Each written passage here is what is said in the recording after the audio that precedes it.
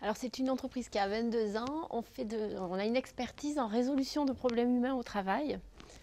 Donc on intervient essentiellement pour les grands comptes privés et publics et on accompagne les dirigeants, les salariés, les représentants du personnel dans la prévention et la résolution des problèmes humains au travail.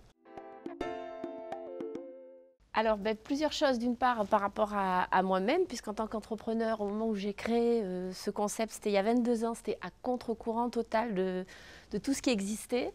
Donc, j'ai oscillé entre peur et envie. Et puis, la peur, c'est quelque chose qui nous parle tous les jours, puisque nous accompagnons au quotidien la peur des dirigeants, des salariés, des partenaires sociaux.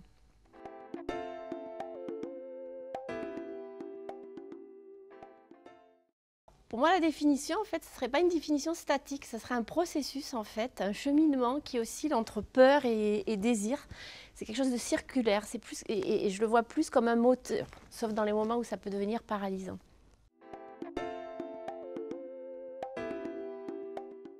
Moi, je pense que la peur, en fait, il faut aller la chercher. Nous, on l'utilise comme un outil, que ce soit individuellement ou collectivement. On va chercher la peur, c'est-à-dire qu'on va l'accompagner, on va la faire s'exprimer.